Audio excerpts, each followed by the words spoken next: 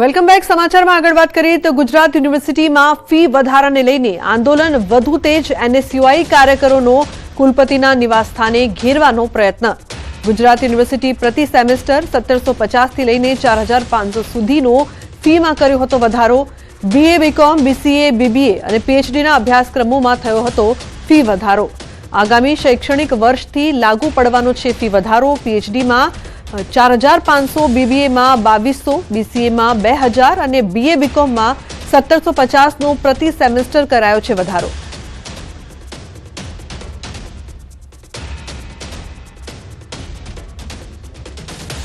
તો no entry point પર રોકવા જતા ટ્રક ચડાવી દીધી. અમદાવાદના સાણંદમાં હોમગાર્ડ જવાનની હત્યા. ટ્રક ચાલકે હોમગાર્ડ જવાનને કચડીને હત્યા કરી. પોલીસે ટ્રક ચાલકની ધરપકડ કરી છે.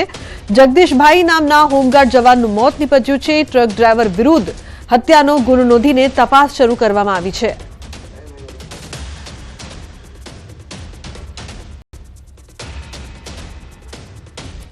તો 12 વર્ષ બાદ ભારતીય ક્રિકેટ ટીમે ચેમ્પિયન્સ ટ્રોફી 2025 પોતાના નામે કરી છે, જેને લઈને ગઈકાલથી ગુજરાત સહિત દેશભરમાં લોકો ઉજવણી કરી રહ્યા છે. ત્યારે કોંગ્રેસ ધારાસભ્ય ઇમરાન ખેડાવાલા ભારતીય ક્રિકેટ ટીમની ટી શર્ટ પહેરી વિધાનસભા પહોંચ્યા. ભારતનો ધ્વજ અને ટીમ ઇન્ડિયાની ટી શર્ટ પહેરી ગાંધીનગર વિધાનસભામાં પહોંચ્યા. જે દરમિયાન કહ્યું કે ટીમ ઇન્ડિયાની જીતની બધાએ ઉજવણી કરવી જોઈએ. યુવાઓ પ્રોત્સાહિત થાય અને ઉત્સાહ વધે તે માટેનો પ્રયાસ છે. દુબઈના અંદર કાલે જ્યારે મેચ ચાલતી હતી ત્યારે રઝાકસીની મેચ હતી અને છેલ્લા બોલમાં જાડેજાની જે ચોક્કો માર્યો એમાં ઇન્ડિયા ટીમ વિન થઈ ગઈ. ખૂબ ઉત્સાહ સાથે લોકો મેચ જોતા હતા અને સમગ્ર અમદાવાદ શહેર નહીં, આખા ભારત દેશના અંદર જે પ્રમાણે કાલે રાતથી ઉત્સાહનો માહોલ છે, ત્યારે હું સમજુ છું કે 12 વર્ષ પછી આપણે આ ચેમ્પિયન ટ્રોફી જીત્યા છે, ત્યારે મને લાગે છે કે આપણે સૌએ આનું સેલિબ્રેશન કરવું જોઈએ.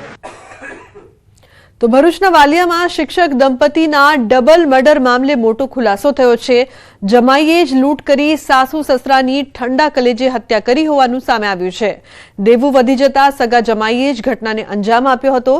પોલીસે ગણતરીના દિવસોમાં ડબલ મર્ડરનો ભેદ ઉકેલી તાપીના વ્યારાથી આરોપીની ધરપકડ કરી છે.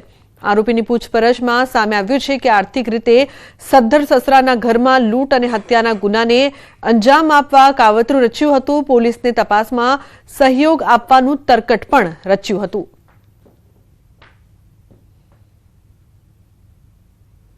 आरोपी जो विवेक कुमार है ये बहुत ज़्यादा फाइनेंशियल स्ट्रेस में था. इसने शेयर मार्केट में भी काफ़ी पैसे गंवा दिए थे और इस पे कई प्रकार की बड़ी बड़ी लोनें चल रही हैं. और जो मरण जन्नार जो इसके ससुर हैं उनकी फाइनेंशियल कंडीशन काफ़ी अच्छी है और वो ब्याज पर इधर उधर पैसा देते हैं.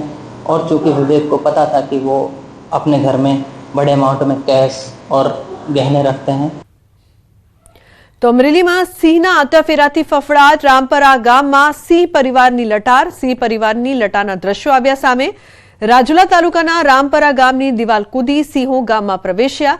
આસપાસના ઔદ્યોગિક વિસ્તારમાંથી રાત્રિના રોજિંદા રામપરા ગામ સિંહો નિવાસસ્થાન બનાવતા લોકો ભયભીત બન્યા. લોકોએ કહ્યું કે ઘરની બહાર નીકળતા પણ લાગે છે ડર. સિંહોના વિડીયો સીસીટીવી સોશિયલ મીડિયામાં વાયરલ.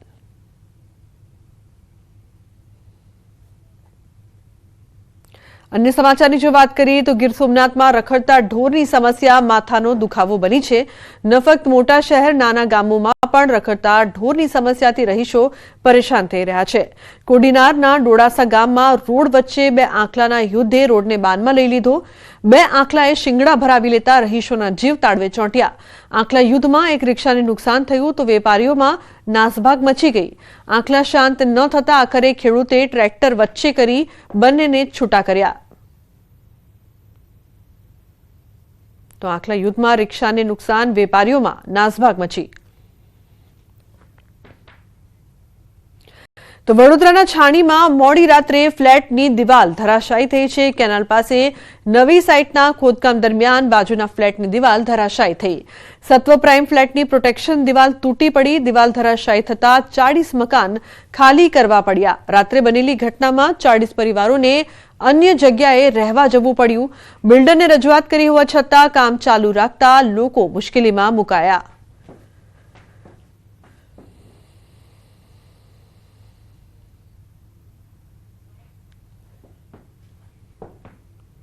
અમદાવાદના ધંધુકામાં હોસ્ટેલમાં રેગિંગનો મામલો, રાજ્ય શિક્ષણ મંત્રી પ્રફુલ્લ પાનસેરિયાનું નિવેદન. આ ખૂબ જ શરમજનક ઘટના છે. બાળ માનસની આ વિકૃતતા છે. આવી ઘટનાઓ ચલાવી નહીં લેવાય. 18 વર્ષથી નીચેના બાળકોને પણ આવા કિસ્સામાં સજા કરવી હવે જરૂરી. કાયદા મુજબ તેમની સામે કડક કાર્યવાહી કરાશે. તમામ હોસ્ટેલોમાં જાગૃતિ ફેલાવવાનો પ્રયાસ કરીશું. ધંધુકાની અંદર જે ઘટના ઘટી છે એ બાળ માનસની એક વિકૃતતા છે. બાળકો આ હદે જઈ અને આટલી વિકૃતતા હોય તો એ ચલાવી ન લેવાય ને સાખી પણ નહીં લેવાય. આ એક સભ્ય સમાજ માટે શરમજનક ઘટના હોય. એ માટે પોલીસ અત્યારે સંપૂર્ણપણે તપાસ કરી રહી છે, કાર્યવાહી કરી રહી છે.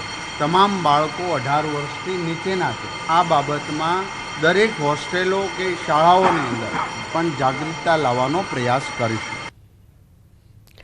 ઓક્યુરા દ્વારા વર્લ્ડ ગ્લુકોમા સપ્તાહના ભાગરૂપે ખાસ જાગૃતિ કાર્યક્રમનું આયોજન કરવામાં આવ્યું. આ કાર્યક્રમમાં લોકોમાં આંખના આ રોગ વિશે જાગૃતિ ફેલાવવાનો પ્રયાસ કરવામાં આવ્યો. ઓક્યુરા દ્વારા આયોજિત આ કાર્યક્રમમાં તબીબો, નિષ્ણાતો અને દર્દીઓ માટે માહિતીપ્રદ સત્રો રાખવામાં આવ્યા હતા. તબીબોએ ગ્લુકોમા વિશે વિસ્તૃત માહિતી આપી, જેમાં રોગના લક્ષણો, તેનાથી બચવાના ઉપાયો અને સમયસરની સારવાર કેટલી મહત્વની છે તે અંગે માહિતી આપવામાં આવી હતી. તો મહત્વનું છે કે જે પ્રકારથી જાગૃતિ ફેલાવવાનો પ્રયાસ ખાસ કરવામાં આવ્યો છે. આ સમગ્ર કાર્યક્રમની વાત કરવામાં આવે, ઓક્યુરા દ્વારા વર્લ્ડ ગ્લુકોમા સપ્તાહના ભાગરૂપે ખાસ જાગૃતિ કાર્યક્રમનું આયોજન કરવામાં આવ્યું છે. આ કાર્યક્રમમાં લોકોમાં આંખના આ રોગ વિશે જાગૃતિ ફેલાવવાનો પ્રયાસ કરાયો.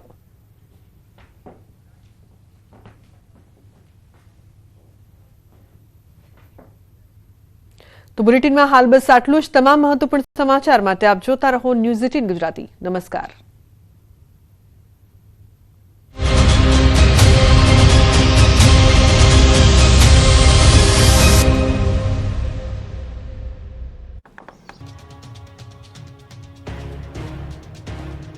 સમસ્ત કોળી સમાજના સંમેલનનું આયોજન કરવામાં આવ્યું. આ સંમેલનના દેશભરમાંથી કોળી અને ઠાકોર સમાજના લોકો એકત્ર થયા. સમાજની વસ્તી મુજબ સમાજને પ્રતિનિધિત્વ મળે તેમજ અન્ય કેટલાક પ્રશ્નોને લઈને સંમેલનમાં ચર્ચા થઈ હતી. તો વિંછિયામાં કોળી યુવાનની હત્યાના ન્યાય માટે પણ હુંકાર કરવામાં આવ્યો. વિંછિયામાં કોળી યુવાન ઘનશ્યામ રાજપરાની હત્યા તેમજ પોલીસ દમન અને ન્યાય માટે સંમેલનમાં ચર્ચા થઈ. સંમેલનમાં કોળી ઠાકોર સમાજના 92 નિર્દોષ યુવાનો પરના પોલીસ કેસ પરત ખેંચવા, કોળી અને ઠાકોર સમાજના યુવાનોનું આર્થિક શોષણ બંધ કરો, કોળી અને ઠાકોર સમાજની બહેનો દીકરીઓ પર અત્યાચાર બંધ કરો, કોળી અને ઠાકોર સમાજના યુવાનોની હત્યા બંધ થાય, કોળી અને ઠાકોર સમાજને સંપૂર્ણ બંધારણીય હક અધિકાર આપવા સહિતની માંગણીઓ કરી.